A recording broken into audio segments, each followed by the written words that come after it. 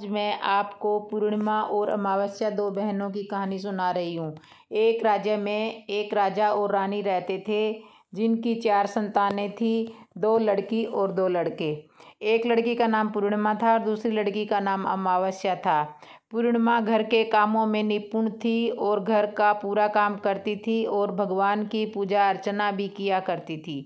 इसके अतिरिक्त वह गौ माता की सेवा भी किया करती थी। उसकी दूसरी बहन अमावस्या ना तो घर का कोई काम करती थी और ना ही भगवान की पूजा अर्चना करती थी और ना ही गौ माता की सेवा किया करती थी। पूर्णिमा सर्वगुण संपन्न थी। फिर भी राजा और रानी अपने दोनों बेटों तथा पुत्री अमावस्या को ही प्यार किया करते थे। वह पूर्णिमा से प्यार नहीं करते थे, उसके साथ भेदभाव करते थे। राजा के चारों पुत्र और पुत्री धीरे धीरे बड़े हो रहे थे। जब वे बड़े हो गए तो राजा ने अपने दोनों पुत्रों का विवाह योग्य कन्याओं के साथ करा दिया। इसके बाद रानी ने राजा से कहा कि अब दोनों पुत्री विवाह के योग्य हो गई है और इन दोनों का विवाह भी करा दो, लेकिन पुत्री अमावस्या का विवाह किसी बड़े खानदान में करना और पूर्णिमा का विवाह किसी गरीब परिवार में करना, क्योंकि पूर्णिमा को केवल भगवान की पूजा पाठ करना ही पसंद है और गायों की सेवा करना पसंद है। अब रानी ने राजा को दोनों पुत्रियों का रिश्ता करने के लिए भेज दिया। तो अब राजा के दूत रिश्ता देखने के लिए गए और उन्होंने वहाँ पे रिश्ता देखा, तो रिश्ता तय करने के लिए भेज दिया। राजा ने अपने पड़ोसी राज्य में जाकर वहाँ के राजा के पुत्र से अमावस्या का रिश्ता तय कर दिया और वहीं पास के गांव में जाकर एक गरीब परिवार के लड़के से पुत्री पूर्णिमा का रिश्ता तय कर दिया। यह सारी बात जाकर राजा ने अपनी रानी से बताया तो रानी यह सोचने लगी कि अब देखते हैं कि भगवान किसकी मदद कैसे करते हैं। यह बहुत ही पूजा पाठ करती है और भगवान में मगन रहती है और पूर्णिमा का भाई और उसकी भाभी पूर्णिमा से बहुत प्यार करते थे, क्योंकि पूर्णिमा उनके घर के कामों में उनका साथ देती थी और बाकी कामों में उनका हाथ भी बंटाती थी। उनकी दूसरी बहन अमावस्या उन पर अपना रोब जमाती थी और घर का कोई कार्य नहीं करती थी। कुछ समय बीत जाने के बाद दोनों पुत्रियों का विवाह हो जाता है और राजा और रानी की विवाह के बाद अपनी दोनों पुत्रियों को विदाई देते हैं। विदाई देते समय राजा और रानी पुत्री अमावस्या को बहुत सारा धन दौलत देकर विदा करते हैं और पूर्णिमा को कुछ भी नहीं देते, खाली हाथ उनके घर से विदा कर देते हैं, खाली हाथ अपने घर से विदा कर देते हैं। इसके बाद दोनों बहनें अपनी ससुराल को चली जाती है। कुछ दिन बीत जाते हैं। एक दिन अमावस्या अपने घर पर शिव जी की कथा रखती है, जिसमें वह सभी गांव वालों को निमंत्रण देती है पर अपनी बहन पूर्णिमा को नहीं बुलाती। जब गांव की सभी औरतें अमावस्या के यहाँ जाती है तो यहाँ सब दृश्य पूर्णिमा अपने घर के दरवाजे के बाहर बैठकर देख रही होती है।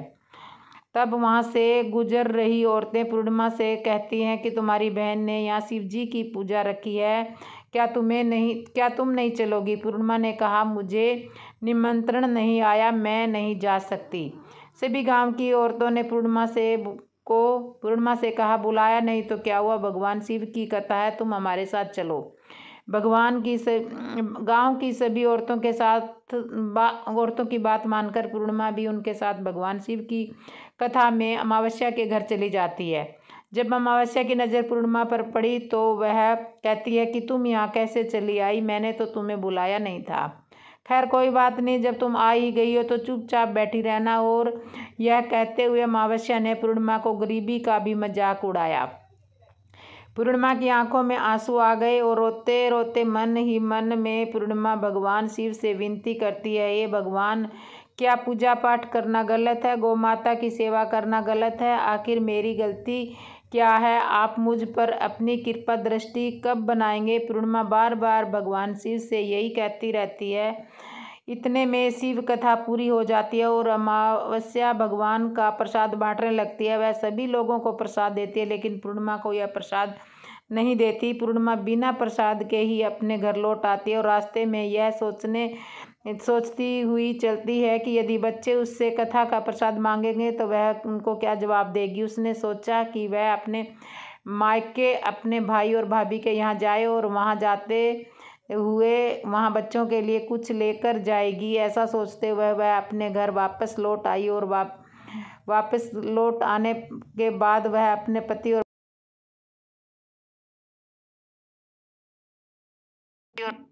और बच्चों से कहती है कि मैं अपने मायके जा रही हूँ। पति ने कहा ठीक है, और कुछ समय के बाद पूर्णिमा अपने मायके के लिए रवाना हो गई। चलते चलते रास्ते में एक चबूतरा आया और जिस पर तुलसी का पौधा लगा हुआ था, उस चौतरी पर एक बूढ़ी अम्मा बैठी थी। वह कोई और नहीं, साक्षात तुलसी माँ थी। उस बूढ़ी माता ने पूर्णिमा से कहा, बिटिया तुम कौन और कहाँ जा रही हो? पूर्णिमा ने अपना परिचय देती है, और परिचय देने के बाद बूढ़ी औरत ने पूर्णिमा से कहा कि यहाँ तुलसी का पौधा सूख रहा है, इसमें थोड़ा सा पानी डाल दो और इस चबूतरे की सफाई भी कर दो, जिससे मुझे थोड़ी ठंडक मिलेगी। पूर्णिमा ने कहा ठीक है माँ, मैं तुलसी में पानी डाल देती हूँ और यहाँ की साफ सफाई भी कर देती हूँ। पूर्णिमा ने साफ सफाई करने के बाद बूढ़ी अम्मा को भी नहला दिया और बूढ़ी अम्मा की भी सेवा की, उनके पैर दबाए और बूढ़ी अम्मा से कहा कि माँ जी और बताइए मैं आपकी क्या सेवा करूँ?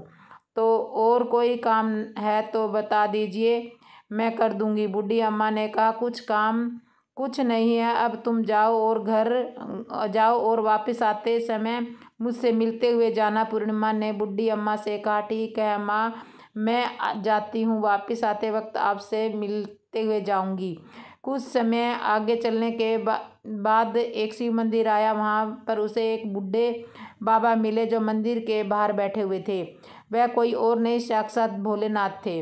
उन्होंने पूर्णिमा से कहा कि कहाँ जा रही हो बेटी, तुम कौन हो? तब पूर्णिमा ने अपना परिचय दिया और उस बूढ़े बाबा ने पूर्णिमा से कहा इस चबूतरे की और इस मंदिर की सफाई कर दो। तब पूर्णिमा ने मंदिर की और चबूतरे की सफाई कर दी और वहाँ पर पूजा अर्चना भी की, और साफ सफाई पूजा अर्चना करने के बाद उन्होंने बूढ़े बाबा को भी नहला दिया और उनसे कहा कि बाबा और कोई काम है तो बताइए।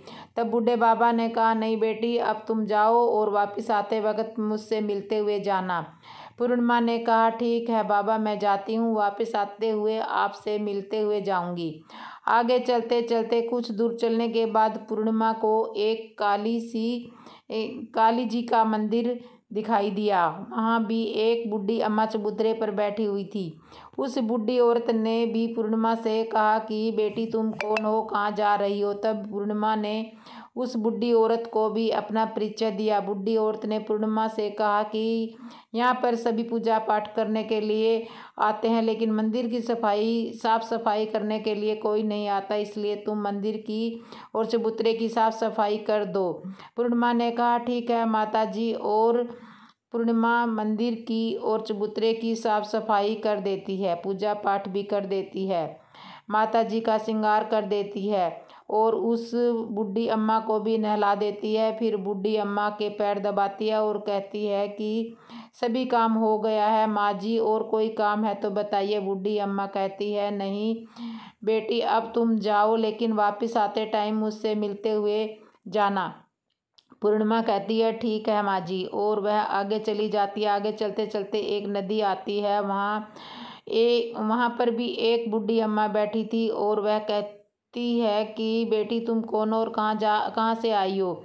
उसे भी पूर्णिमा अपना परिचय देती है। बूढ़ी औरत पूर्णिमा से कहती है कि नदी पर स्नान करने तो यहाँ सब आते हैं, लेकिन यहाँ की साफ सफाई कोई नहीं करता, इसलिए तुम इस किनारे पर साफ सफाई कर दो। पूर्णिमा कहती है ठीक है माँ जी, और वहाँ की साफ सफाई कर देती है। फिर बूढ़ी अम्मा के पैर दबाती है और कहती है माँ जी और कोई काम है तो बताइए। बूढ़ी औरत कहती है कि कुछ नहीं बेटी, तुम जाओ, लेकिन वापस आते टाइम मुझसे मिलते हुए जाना। और वह नाव में बैठकर नदी के दूसरे किनारे पहुँच जाती है।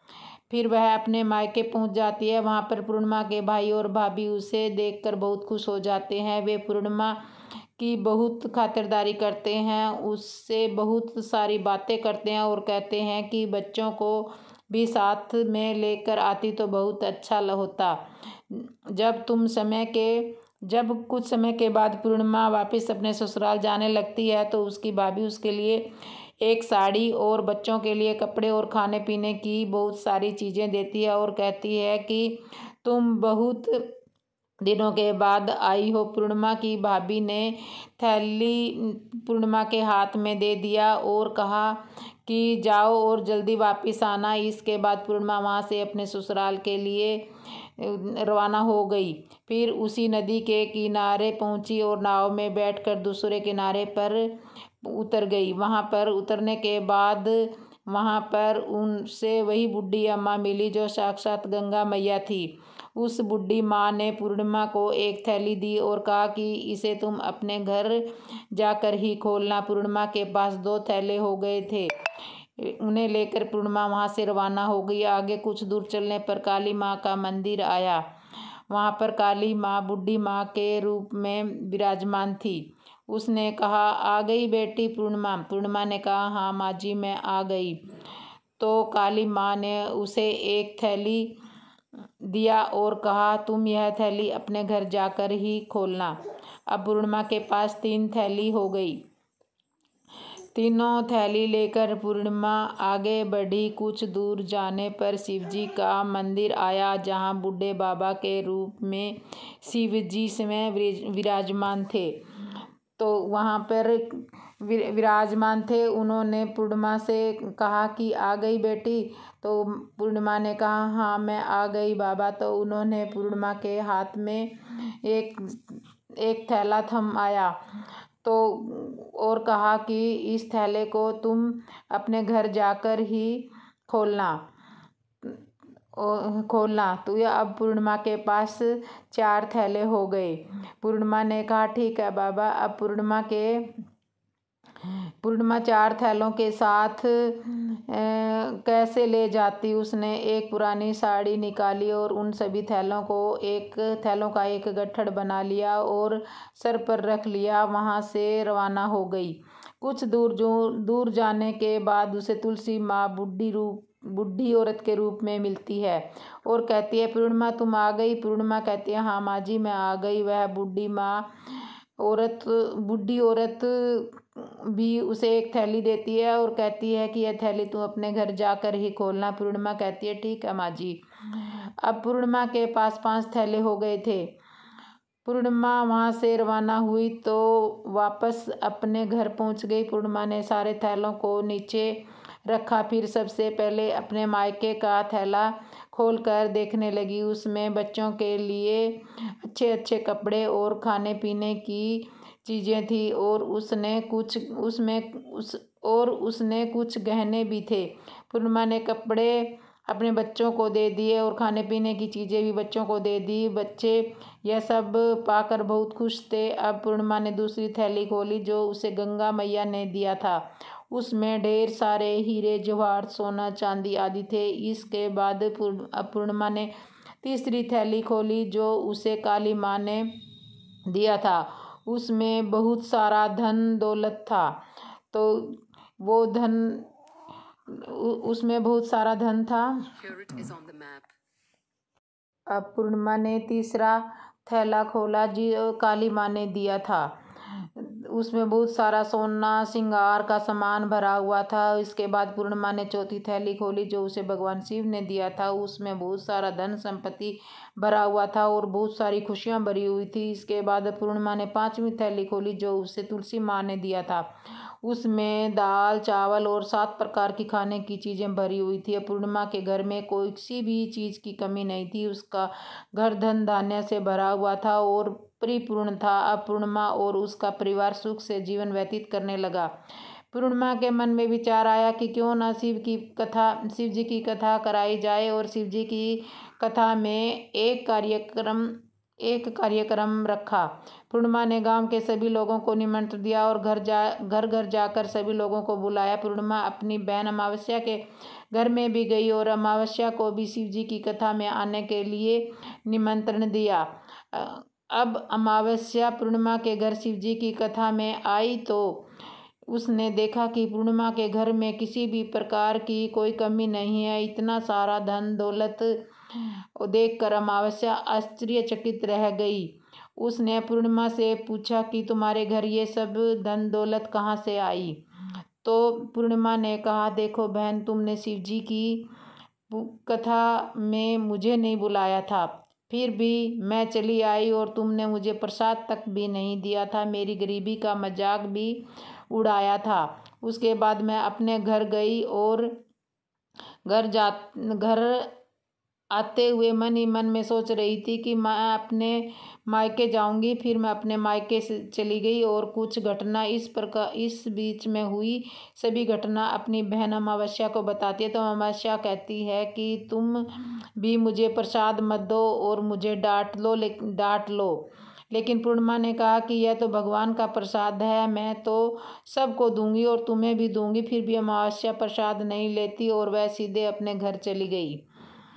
घर जाकर अपने बच्चों से यह कहकर कि मैं मायके जाने के लिए तैयार हो गई और मायके के लिए निकल गई। उसे भी रास्ते में चलते चलते तुलसी माँ मिली और चबूतरे पर बैठी माई के रूप में बैठी तुलसा माँ मिली। बूढ़ी माँ ने अमावस्या से कहा कि बेटी तुम कौन और तुम कहाँ जा रही हो। तो अमावस्या ने अपना परिचय दिया। बूढ़ी माँ ने कहा, बेटी यह तुलसी का पौधा सूख रहा है, इसमें थोड़ा पानी डाल दो और इस चबूतरे की साफ सफाई कर दो। इस पर अमावस्या ने कहा, बुढ़िया तुझे दिखाई नहीं दे रहा कि मैंने कितनी महंगी साड़ी पहन रखी है, यह गंदी हो जाएगी। ऐसा कहकर वह वहाँ से आगे चली गई।